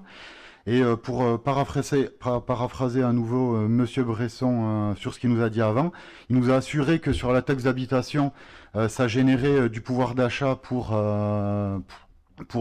les Français. Mais moi, ce que je peux vous assurer, c'est que l'argent, il est bien dépensé quand il aide les professionnels de la culture qui n'ont aucun autre débouché à aujourd'hui. Ça me donne l'occasion, Nicolas, de regretter cette situation parce qu'il n'y a aucune perspective aujourd'hui pour les lieux et les organismes culturels comme notre opérateur culturel et que il est grand temps d'avoir une feuille de route pour associer ces acteurs-là, professionnels, à des perspectives qui sont aujourd'hui quasiment les derniers à ne pas avoir été mis autour de la table pour envisager demain des adaptations qui me paraissent quand même, notamment sur les lieux d'exposition, facilement mises en place comme l'ont fait d'autres pays européens qui sont dans la même situation sanitaire que nous. Donc je vous propose de passer au vote. Est-ce qu'il y a des votes contre? Donc 5 votes contre et un accord de M. Bresson? 6 votes contre. Une abstention et le reste positif. Non, il n'y a pas d'abstention. J'ai dit une abstention, pardon. 6 votes contre et le reste. Merci beaucoup. Sur l'aide sociale, projet de solidarité internationale, demande de subvention à l'agence de l'eau Adour, Garonne, pour l'accès à l'eau et à l'hygiène des habitants de Rivy-la-Porte, à Haïti. Et je passe la parole à Virginie Daré-Merlot. Donc, bonsoir à tous. Donc, l'association Aider Haïti nous a sollicité concernant un projet d'adduction d'eau. Donc, pour rappel, l'association Aider Haïti, elle a 3 missions. La première, c'est de mener une mission sanitaire par an à Haïti. La deuxième, c'est de permettre l'accès à l'eau potable pour la population locale donc d'Haïti. Et la troisième, c'est d'échanger et partager autour de la solidarité internationale. Donc là, ils nous ont sollicité concernant la deuxième mission, donc l'accès à l'eau potable. Donc, afin de les soutenir dans un projet d'adduction d'eau pour pouvoir alimenter 400 habitants sur la commune de Rivy-la-Porte en Haïti. Donc, il faut savoir que depuis 2012, l'association a déjà réalisé 9 km d'adduction d'eau et desservi 26 points d'eau pour une population de 3000 habitants, mais aussi créé 500 latrines individuelles. Donc,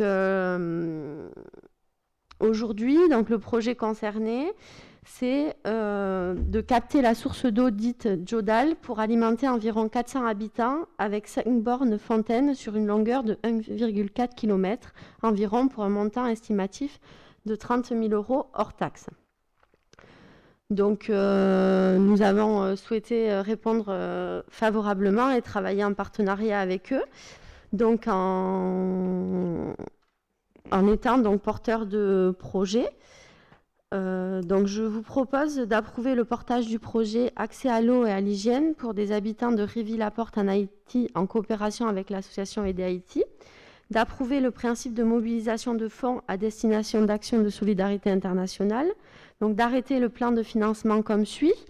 Donc en étant porteur de projet, ça permet que l'agence de l'eau à Dour-Garonne participe à hauteur de 85%, donc pour un montant hors taxe de 26 199,33 €. La mairie participera donc à hauteur de 5%, soit 1 541,13 €, et l'association Aider Haïti participera à hauteur de 10%, donc pour un montant de 3 082,27 €. Donc je vous demande de solliciter l'attribution des aides auprès de l'agence de l'eau à Dour-Garonne, donc à hauteur de 85%, et donc enfin que Monsieur le maire et Madame la maire adjointe déléguée à la vie sociale et à la solidarité soient chargés, chacun en ce qui le concerne, de l'application de la présente délibération qui sera adressée pour ampliation au contrôle de légalité préfectorale. Merci Virginie. Juste insister. Pour moi, c'est un projet prioritaire. Voilà, depuis ce début d'année, vraiment, c'est un projet qui me tient particulièrement à cœur parce que je trouve vraiment important que la collectivité s'engage sur ce sujet des solidarités internationales quand on a un acteur comme l'association Aider Haïti présente sur le territoire. C'est une chance pour la ville de Saint-Martin-de-Seignances d'avoir cet acteur si dynamique qui porte différents projets et qui donne là, avec ce projet, avec l'agence à Dour-Garonne et cet appel à projet, un nouveau message autour d'une problématique très importante pour Haïti qui malheureusement accumule les situations dramatiques et encore plus avec la situation politique depuis quelques semaines. Et je souhaite vraiment qu'à l'avenir, et je le dis très solennellement au niveau du conseil municipal, que le conseil municipal appuie d'une manière la plus forte possible ce lien qu'on construit depuis maintenant plusieurs années avec ce pays, Haïti, un lien qui nous prend aussi par les tripes, parce qu'on sait qu'aujourd'hui, il y a des familles saint-martinoises qui ont adopté des Haïtiens. Il y a ce projet autour des missions sanitaires qui sont faites maintenant depuis plusieurs années. Et je trouverais logique que dans les semaines et mois à venir, la mairie traduise ce lien d'une manière encore plus forte. Donc je travaille ça avec Virginie, on a les deux la volonté d'avancer sur ce projet de solidarité internationale. Et en tout cas, je le dis, j'ai en tant que maire le souhait qu'il y ait un investissement sur le long terme avec Haïti pour la commune de Saint-Martin-de-Seignances. Est-ce que ça mène des commentaires ou des questions au niveau du conseil municipal? Non. Donc je vous propose de passer au vote. Qui est contre? Qui s'abstient? Unanimité pour ce beau projet. Je vous remercie.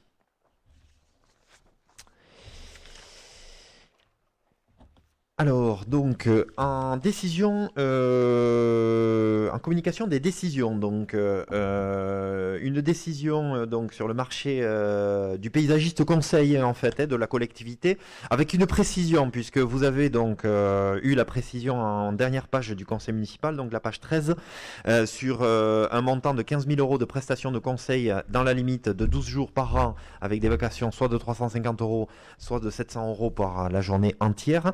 Attention, cette mission s'entend sur 2 années, 2021-2022, et s'entend au sens large.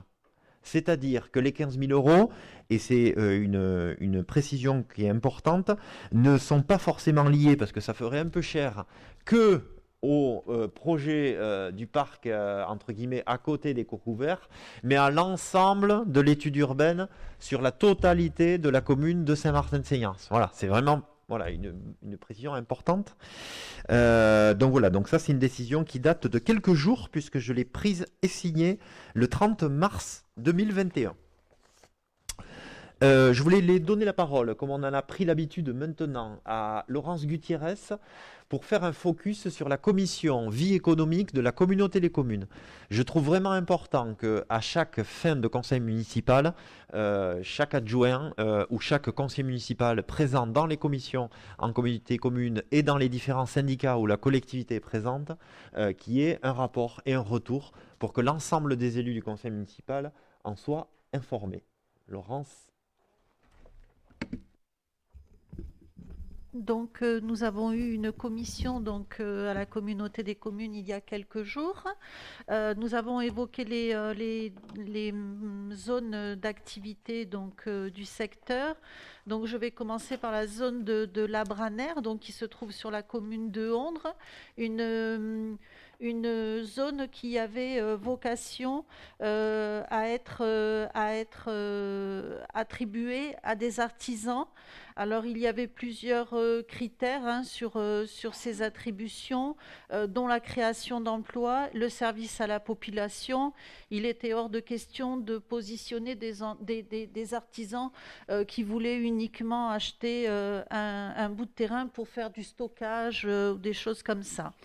Donc sur cette zone de Labraner, à Hondres, tous les lots ont été attribués, les derniers lors de la dernière commission, et il resterait un lot d'environ 4000 m² que la communauté de communes voudrait se réserver elle voudrait la garder pour étudier un petit peu, pourquoi pas la création d'un village d'entreprise ou quelque chose comme ça. Donc elle voudrait se la réserver encore quelques temps.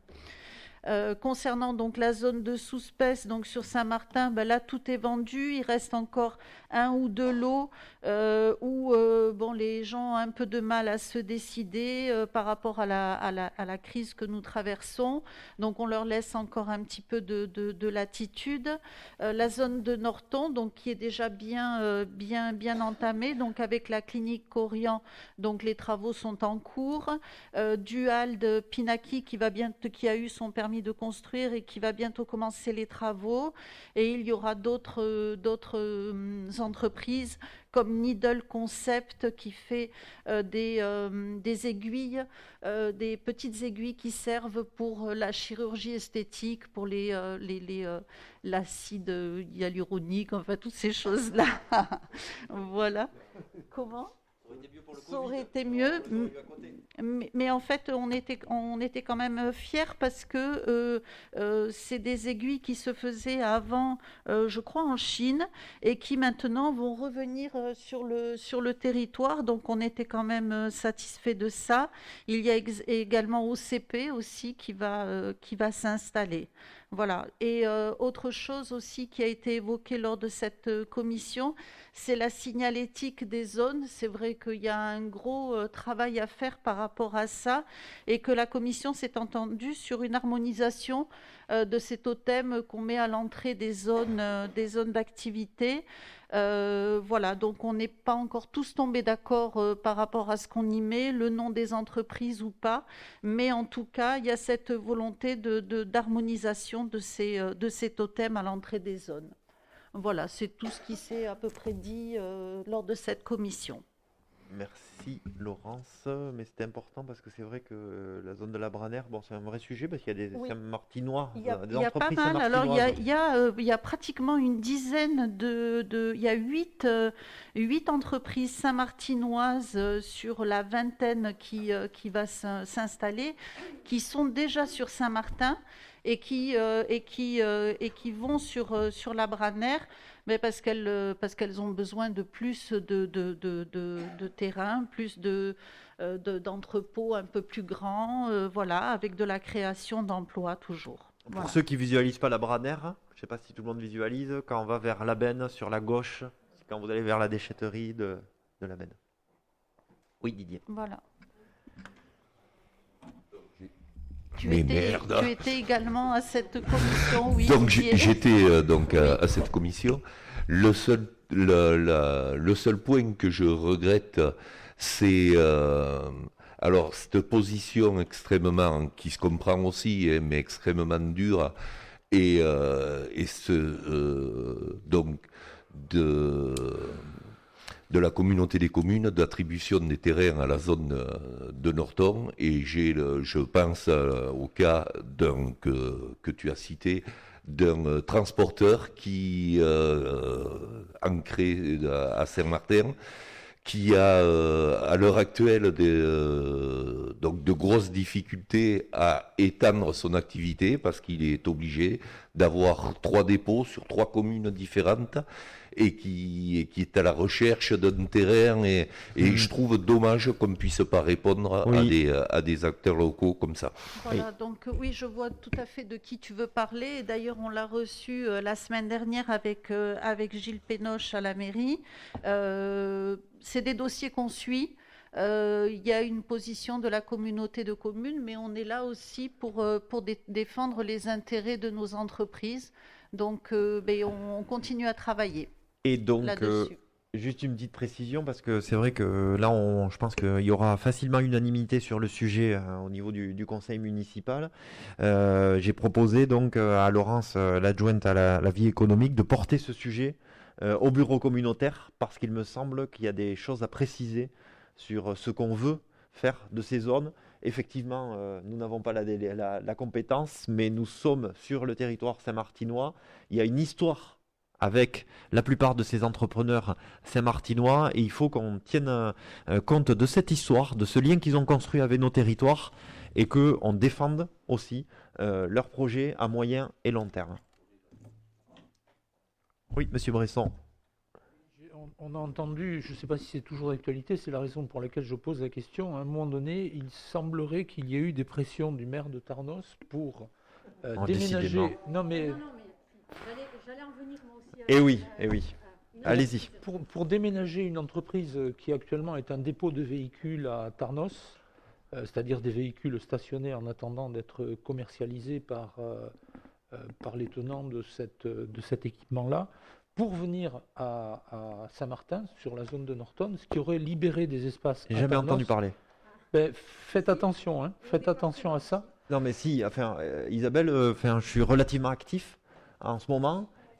Non mais très sincèrement et avec beaucoup de sincérité, et je peux vous dire qu'avec Laurence, on est très attentif sur ce sujet de Norton. Je n'en ai jamais entendu parler. Mais jamais. Alors tant mieux. Si c'est un projet abandonné, et je connais légèrement le sujet pour beaucoup de raisons, notamment pour ma mission de vice-président en charge de l'urbanisme et avoir passé, monsieur Bresson est au courant, une décision modificative en ce sens, notamment sur cette zone sur Tarnos. Donc je pense que je serai quand même bien informé. Nous, c'était plus qu'une rumeur, puisqu'il y avait eu des pressions du département. Donc vous avez compris, département maire de Tarnos. J'ai très bien compris. On avait résisté tant qu'on avait pu. Si ce projet est abandonné, c'est très bien, parce qu'honnêtement, on n'est pas la poubelle d'autres communes. Non, que ce soit en tant que maire ou en tant que vice-président en charge de l'urbanisme, je n'en ai jamais entendu parler. Non, moi non plus. Parfait. Jos. Juste une remarque, mais au dernier mandat aussi, je participais à cette commission éco. Pour moi, cette commission économique de la communauté de communes est quand même importante parce qu'elle engage énormément la vie de la communauté avec les zones que l'on crée, pour le financement aussi de la communauté. Et je déplore à chaque fois le peu de participants des communes. Et il m'est même arrivé à certaines commissions d'avoir plus d'intervenants que d'élus. Et je trouve ça un petit peu dommage que les gens ne s'intéressent pas à ces commissions. Oui, effectivement, tu as bien raison, Jos.